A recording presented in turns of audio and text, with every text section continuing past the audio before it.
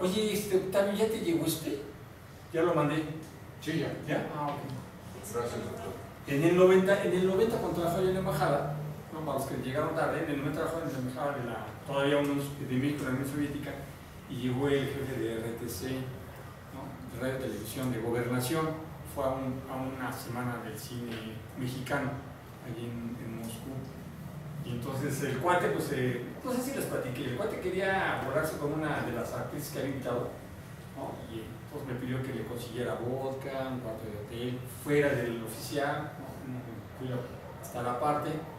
Pero cuando están no, al día siguiente, pues, ¿no? Ya se había conseguido a la chica esta.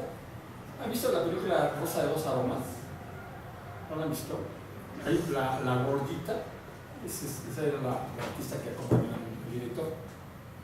Creo que fueron a pasar esa película allá en Moscú. Y resulta que le pasan por Imevisión esta película. Y hay una escena donde hay una interacción entre la chamaca y él, ¿no? Con tintes pues, sexuales, ¿no? Perversos. Pero fue suficiente para que lo corrieran a él. Y entonces, en lugar de quedarse una semana, duró 2 días, le tuvimos que conseguir el boleto de avión por una línea alemana para que pudiera hacerse, porque cuando ibas con los soviéticos, llegabas el lunes y te sacaban hasta el otro lunes, tú no podías decir me quiero ir, ¿no? Entonces se le consiguió el boleto, pero fue ya muy tarde, lo corren, o sea, lo expulsan, como dices tú, la censura estaba muy ruda ahí y pues se tiene que ir, ¿no? Y todo por esa escena, a mí se me hace muy, no sé cómo llamarlo, estúpido. No se puede calificar de otra manera. No tiene ninguna. Muy retrógrado, exactamente. Pero bueno, yo. No se vivían del error, se vivían del avance. Es como creer que estos eran estúpidos, tipo, literalmente eran estúpidos, pero que estaban vamos a avanzar. Exactamente. Y digo, comparado con lo que pasa ahora, internet ya no quiero. Bueno, pero además no ¿algún comentario? Sí, lo que. Bueno, creo que va del contexto de lo que nos acabas de presentar. Pues es una cinta que pues, se considera un clásico de cine fantástico del 81, dirigida por Jacques Tourneur. Tuvo la invención ahí hasta del lenguaje por Anthony Burgess, que es un mandado especialista que inventó el lenguaje cultural y el lenguaje corporal para la cinta. Fue supervisado por Desmond Morris. El libro, son ¿no? gente de primera, son gente de Es primera. una super obra, ¿no? De los ingleses. Y fue principalmente una superproducción franco-canadiense. Recibió el Oscar en el 83 al mejor maquillaje y los premios César del 82 a mejor director y mejor película. El BAFTA del 83 a mejor maquillaje y el Saturno del 82 a la mejor película internacional, 5 premios Genie en el 82. O sea que no vimos cualquier tontería, pues. Exactamente. Y por eso yo dije la calificación, cuando por presentar una cinta con esta factura corren a un funcionario, se me hace estúpido, ¿verdad? Exactamente. Pero era Gobernación, ¿no? ¿Quién estaba? En el 90, ¿quién estaba en Pero es Gobernación? que francamente eran 90, Era- de Gortari. ¿Quién era? Pero de Gobernación, porque yo creo que la otra fue de Gobernación, ¿no? la gobernación era Bartlett. Bartlett Díaz, pero yo creo que efectivamente lo que hay que poner en contexto ahí es que todavía se trata de una sociedad mexicana muy mocha, ¿no? En ese entonces. En aquellos años. Ajá. Muy mocha,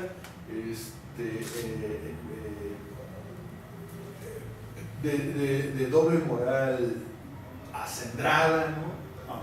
En donde lo público es moral católica al extremo y lo privado pues es el desmadre, ¿no? Exactamente. En fin, ya no quiero. Entonces, me parece que refleja muy bien, ¿no? Pero excelentemente lo que tratamos en geopolítica, ¿no? La evolución de las sociedades dependiendo de las condiciones físicas, ¿no? Ahí ya no hay modo. ¿Cómo era para quitar Marcelo Grande, tú, Alberto? Ahí. Ah, ya está. Bueno, entonces yo lo que quiero, antes de entrar a la parte de ¿cómo se llama? De Seguridad Nacional. Entonces, Sí, perfecto. Y así luego- déjalo, espérate. Hay que subir la Dale clic ahí, Ya. dale clic ahí.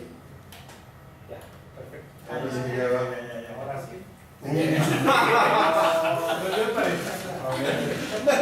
Se repite el procedimiento. A ver, que vengan las de la tecnología. O de qué directo. Algo parecido. Directamente con F5. Quítate inútil, ¿no? Así. ¿Directamente? Sí, F5. Ah, no. No, Todos se desapareció. apretaron la cuerda. Pero ahí estaba. No me ves. Ahí aprietan Ahora la sí. diapositiva y era por aquí.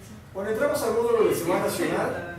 ¿No? Ya habíamos comentado, ¿no? Que O arriba, hay un nuevo presentación con calendario. diapositivas. No, luego se olvidan a los compañeros, ahí está.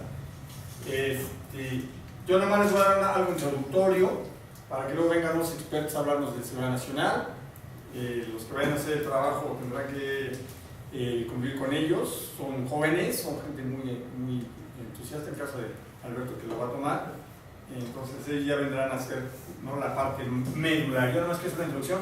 Pero antes de la introducción me gustaría, como la vez pasada, no sé si estén de acuerdo, que veamos, ¿no?, algunos acontecimientos geopolíticos trascendentales del día de hoy, pues para seguir comprobando, ¿no?, que la geopolítica sigue viva.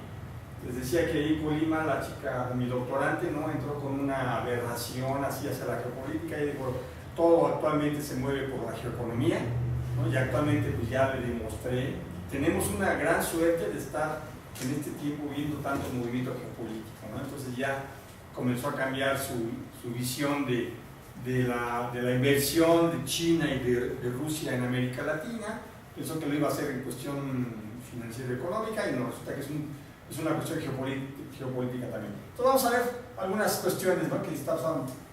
Miren, quiero usar con esta foto, la tengo en mi face, no sé si lo reconozcan, ¿no? Está Ronald Reagan, ¿no?, Colin Powell y Ronald Rumsfeld, ¿sí? Este señor, ay, Bush. ya vamos a ver. Para atrás. Ok. Seguro, era el presidente, entonces estamos hablando de 80 a 88, ¿no?, que es cuando fue presidente Ronald Reagan. Ya eran parte de su grupo de trabajo, ya trabajaban en el gobierno y efectivamente en la siguiente, ¿no?, repiten con George W. Bush. ¿Qué quiere decir eso? ¿No? Que en Estados Unidos hay continuidad, ¿no?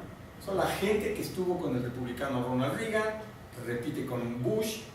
Actualmente Ronald Roosevelt sigue ahí con Hallie Buch, con Dick Cheney. Ese es el grupo de los republicanos llamados halcones, ¿no? Eso es lo que yo digo que deberíamos de tener aquí, ¿no? Gente que esté comprometida con la elaboración de políticas públicas, ¿no? Que aquí cada 6 años o cada 3 años los cambian para que venga nueva gente. Y yo lo que quiero demostrar con esto es de que cuando hay continuidad, pues hay poder, ¿no? Y si hay poder, pues hay geopolítica.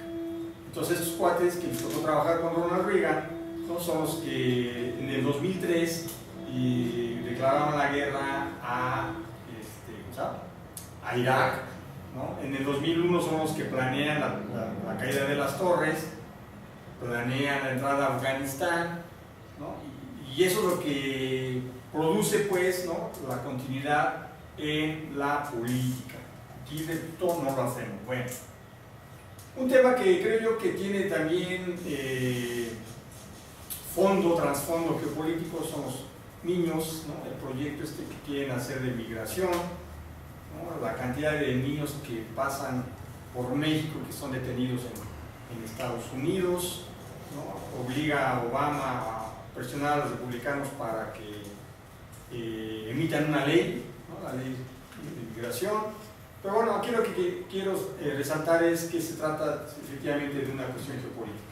Los chamaquitos vienen de Centroamérica, algunos me imagino que han venido de Sudamérica, pasan por México, se van a Estados Unidos, son detenidos, otros pasan con sus bancos sobres, etc. Entonces también es una actividad geopolítica, ¿sí? Hay que darle seguimiento.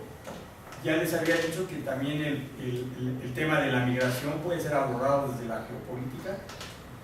Aquí hay algo interesante. En los 90 escribió un artículo sobre la internacionalización de Pemex, ¿no? En el CEI.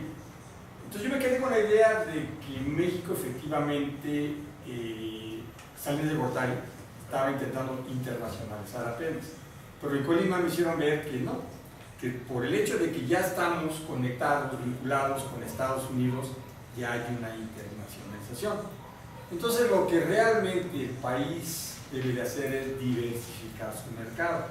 Les digo por lo de la internacionalización, aquí sí hay un problema internacional, o sea, abarca varios países, ¿no? Y ahí tuve yo que doblar las manos porque el asesor de la doctorante pues, me demostró que efectivamente no se está internacionalizando apenas.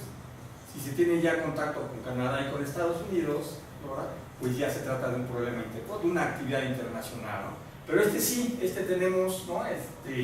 Una actividad internacional. ¿Qué otro?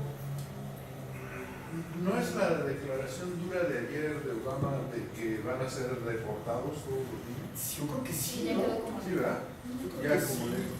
Sí, pues sí, pero también a él lo están ahorcando, ¿no? Lo están ahorcando. Sí, no fue porque Obama no quería realmente, sino fue la obligación de todo lo que fue el Congreso. Todos lo obligaron. Lo están presionando, ¿no? Lo Para que están salga. presionando. Pero los republicanos no lo quieren, no quieren la ley migratoria. Pero entonces se politiza, ¿no? El problema se politiza. Sí, es que los republicanos con la bandera que van para que ganen las elecciones es apoyar a los migrantes, como lo hizo Obama en un principio. Exactamente. Pues es la estrategia, pero Está trabajando Hillary Clinton, que seguramente va a ser la siguiente jamás. candidata, ¿no? Del Partido Demócrata, ¿no? Otra vez mujer. Uf. A ver cómo nos va. Vino Cristina Lagarde, si saben ustedes, la directora del Fondo Monetario Internacional. Vino a darle el espaldarazo a Peña Nieto, a indicar que bueno, México está bien, bla, bla, pero también se refirió a la pobreza que hay en América Latina y el Caribe, ¿no? Hay mucha pobreza todavía, ¿no? Lo reconoce, bueno, y dice algo de las mujeres, en particular suele ser la más afectada por la pobreza y por un acceso limitado a oportunidades económicas y falta de servicios. Lo está diciendo ¿es presidenta del FMI? Sí, ¿no? Del Fondo Monetario Internacional, entonces algo tiene que haber de cierto. Yo lo que sí digo es, aprovechaban el viaje el secretario de Hacienda, Peña Nieto, para demostrar que tenemos apoyo del FMI, hay una partida ahí todavía dispuesta a ser usada para que la pueda usar México. Obviamente no nos van a dejar caer, porque si cae México, pues caerían más países, ¿no? Bueno, es otro acontecimiento, creo yo que vale la pena. El 27 de junio del 8, la Salvador Allende, ¿no? ¿Se acuerdan ustedes? ¿No? Yo considero que la derrota de Allende, ¿no? Fue el fin de la expansión soviética a nivel mundial. Ahí pararon a los soviéticos. Perdón, contesté muy rápido. No es presidente, el puesto se llama director gerente Director gerente, perdón. del fondo. El Fondo Monetario Internacional, sí, exactamente.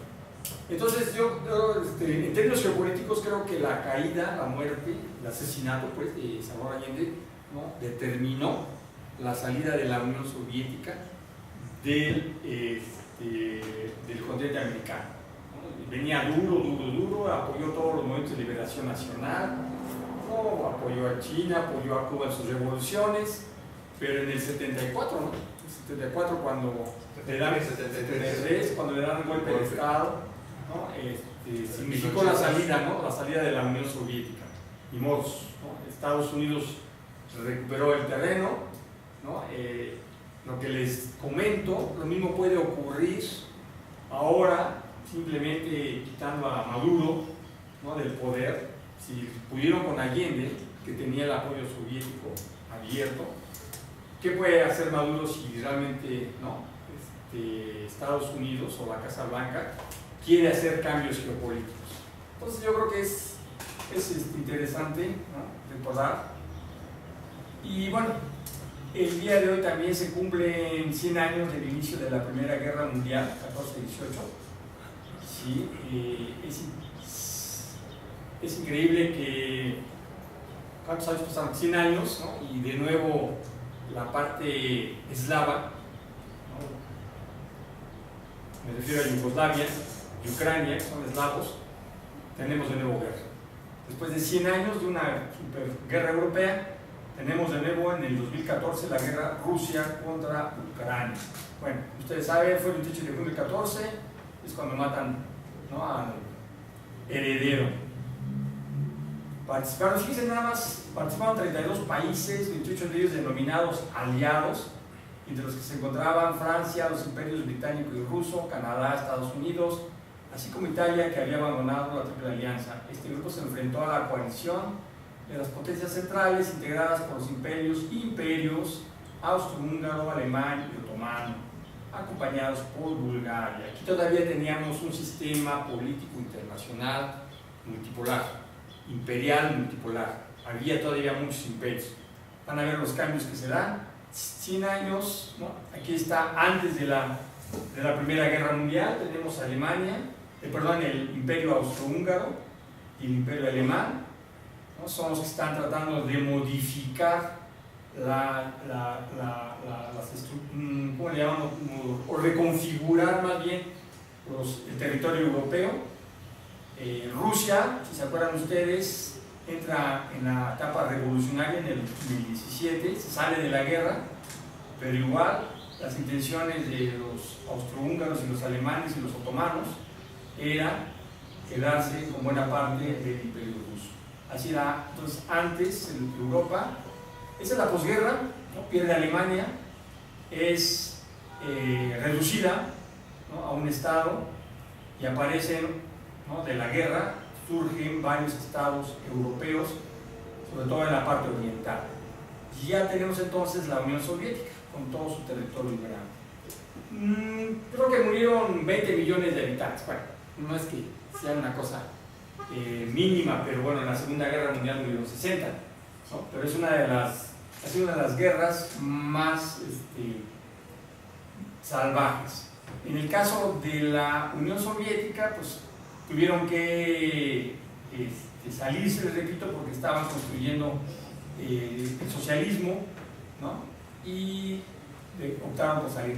Bueno, en la semana también se cumplió no sé cuántos años de la invasión de Alemania a la Unión Soviética, ¿sí? Está Alemania, aquí ya estaban todos los países que les decía yo: Lituania, Letonia y Estonia, Polonia, Checoslovaquia, Austria quedó reducida, igual que Alemania. Es Hungría, Rumania, Bulgaria, Yugoslavia, y ya la Unión Soviética tenía Ucrania, tenía a los caucásicos, etc. Ya todo una potencia imperial.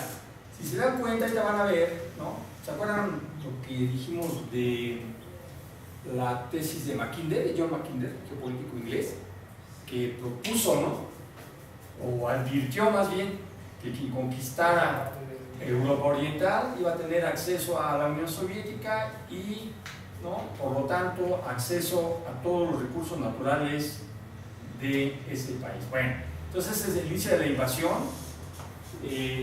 Yo sí me puse triste porque 60 millones, ¿no?, fueron 20 millones de soviéticos, 20 millones. Han hecho películas, yo les recomiendo, si quieren ver, ver el tema en YouTube. Hay muchas películas de la Segunda Guerra Mundial, ¿no?, rusas, modernas, antiguas, ¿no?, históricas, y la verdad es que, pues, los que ocurrieron los que sufrieron más en la guerra fueron los soviéticos, ¿no? Y no lo digo por rusofílico, sino que realmente el hecho de que Alemania entrara por Bielorrusia para tratar de llegar a Moscú, a San Petersburgo, y también a la parte soviética, ¿cómo se llama? Stalingrado, que ahora se llama Volgogrado, pues costó mucha gente. Solamente en la guerra de Stalingrado, fíjense, solamente en la lucha entre alemanes y soviéticos por Stalingrado, murieron 800.000 soviéticos y 900.000 alemanes. O sea, se oye rápido, se oye fácil, ¿no? Pero el acto de salvajismo, ¿no?, de los alemanes, ¿no?, de invadir, y claro, se va a oír mal, pero el heroísmo de los soviéticos de defender, ¿no?, a su país y a la ciudad. Finalmente fueron derrotados. Sí, exactamente, fue a la O sea, par. no fue que llegaron los alemanes y dijeron, no, nos abrazamos nosotros, realmente fue una carnicería. Exactamente, es la palabra, fue una carnicería. O sea, la ciudad, la ciudad fue, por lo que les digo, fue destruida. Después se traía la reconstrucción y entra el dinero, etcétera, pero la ciudad fue destruida. La masacre fue de dimensiones colosales. Imagínense 800,000 soldados, ¿no? Pero bueno, 800,000 desde que salen de Alemania hasta que llegan a Stalingrado. Y los soviéticos perdieron 800,000 ahí, ¿no? Entonces, es salvajismo, es geopolítica, ¿no? De nuevo, seguimos actuando, ¿no? Como estos primitivos, perdón. Así ahorita que mencionaba lo de los 20 millones de muertos soviéticos. Hay una obra de Julius Fusik, se llama Reportaje al pie de la horca. Bueno, Julius Fusik era un periodista, creo que checoslovaco, no recuerdo, el chiste es que era, bueno, su país pertenecía a la URSS, ¿no? En ese entonces. Y él fue raptado por los nazis, la policía nazi, ¿no? No recuerdo el nombre. ¿Qué se va?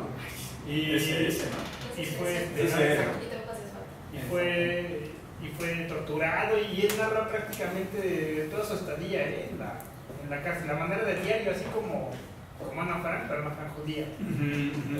Si lo pueden ver, es muy ilustrativo. Muy ilustrativo, es barato, a mí me costó 40 pesos. Sí, te demuestra, ¿no? Cómo fue de salvaje, ¿no? La Y desde guerra, el punto de posguerra, vista soviético, bueno, hemos visto muchas películas del holocausto judío, pero pues creo que ninguna de las masacres soviéticas.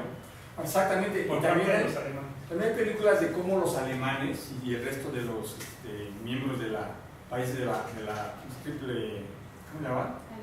Triple alianza, ¿se llama triple alianza? Sí, ¿verdad? Sí, la triple alianza y triple entente. Entente fue la primera, ¿no? Ya la alianza fue la segunda. No, También sí. Entente, Japón, Italia. Bueno. Ajá, lo que era Alemania se decían llamar la triple entente. Ajá. Y la triple alianza eran los otros. Con Japón e Italia. Con Inglaterra, Ya, perdón. Bueno, la cuestión aquí es de que también hay libros y películas que relatan cómo todos los presos, todos los militares que cayeron presos, alemanes, italianos, fueron mandados a Siberia. Y tampoco cantan también las rancheras los soviéticos. O sea, imagínense vivir a menos 40 todos los días, condiciones. Eran los gulags, pues, ¿no? Los gulags inicialmente eran para disidentes, ¿no? Después los convirtieron para los soldados que habían caído presos, ¿no? Entonces también, o sea, los soviéticos no cantan tan mal, ¿no? Igual de salvajes. Pero bueno, lo que dijiste, ¿no? Es una carnicería, ¿no?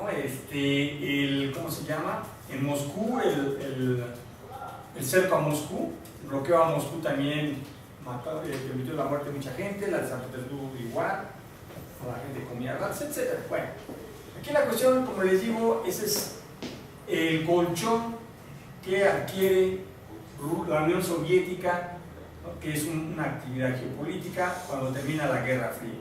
Se apropia de todos esos países, ¿sí? Bulgaria, Rumania, Yugoslavia.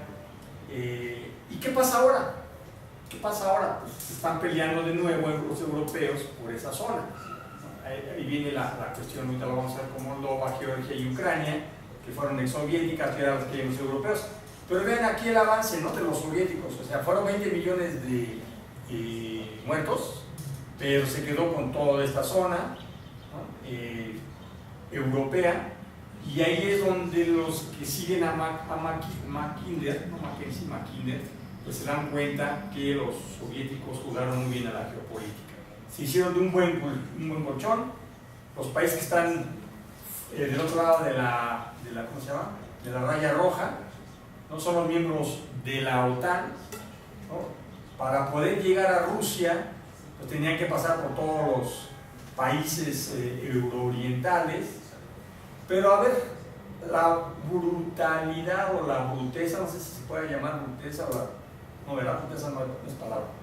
La tontería, pues, de Gorbachev y de Yeltsin, de perder, ¿no? Después todo su colchón a partir de 1991, 89, primero en Alemania, cae el muro de Berlín, luego empiezan a caer todos los países y actualmente la mayoría de estas naciones antes exsoviéticas ahora pertenecen a la Unión Europea.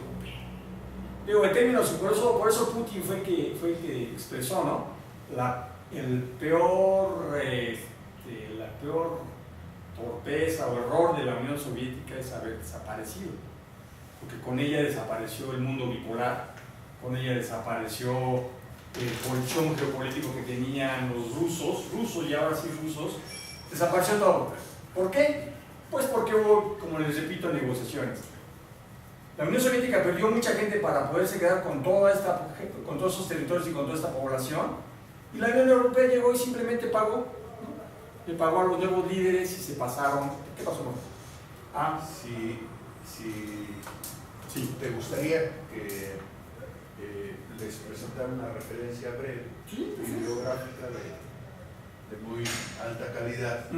¿La vas a conectar? No, aquí nada más darles el dato.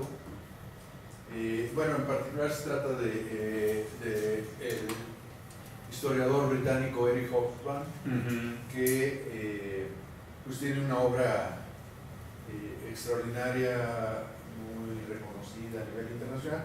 Básicamente se trata de una persona, además, de izquierda. Y a mí me llama mucho la atención que pues la evaluación que hace de este periodo en ese libro de la historia del siglo XX, das unos párrafos muy rápidos. Dice: solo la alianza insólita y temporal del capitalismo liberal y el comunismo para hacer frente a ese desafío permitió salvar la democracia, pues la victoria sobre la Alemania de Hitler fue esencialmente obra, no podría haber sido de otro modo, del Ejército Rojo. Desde una multiplicidad de puntos de vista, ese periodo de alianza entre el capitalismo y el comunismo contra el fascismo, fundamentalmente las décadas 1930 y 1940, es el momento decisivo en la historia del siglo XX. En muchos sentidos es un proceso paradójico, pues durante la mayor parte del siglo, excepto el breve periodo del antifascismo, las relaciones entre el capitalismo y el comunismo se caracterizaron por un antagonismo irreconciliable. La victoria de la Unión Soviética sobre Hitler, porque aquí no dudes, es la victoria de la Unión Soviética sobre Hitler, ya después vinieron los aliados de Francia, fue el gran logro del régimen instalado en aquel país por la Revolución de Octubre, como se desprende de la comparación entre los resultados de la economía de la Rusia zarista en la Primera Guerra Mundial y de la economía soviética en la Segunda. Probablemente, de no haberse producido esa victoria, el mundo occidental, excluidos los Estados Unidos, no consistiría en diversas modalidades de régimen parlamentario liberal, sino en diversas variantes de régimen autoritario y fascista. Estaríamos. Una de las ironías que nos depara este extraño siglo, el siglo XX, al que se está refiriendo en esta historia, es que el resultado más perdurable de la Revolución de Octubre, cuyo objetivo era acabar con el capitalismo a escala planetaria, fuera el de haber salvado a su enemigo acérrimo. O sea, dice que el socialismo salvó al capitalismo. ¿Por qué? Increíble. Tanto en la guerra como en la paz, al proporcionarle el incentivo, que era el temor, ¿sí?, para reformarse desde dentro al terminar la Segunda Guerra Mundial y al dar difusión al concepto de planificación económica. Esto es producto netamente soviético, y lo retoman las economías capitalistas, particularmente Estados Unidos, suministrando al mismo tiempo algunos de los procedimientos necesarios para su reforma. Ahora bien, una vez que el capitalismo liberal había conseguido sobrevivir a duras penas, el triple reto de la depresión, el fascismo y la guerra parecía tener que hacer frente todavía al avance global de la revolución, porque hay un periodo revolucionario a nivel global, ¿no?, que se acerca a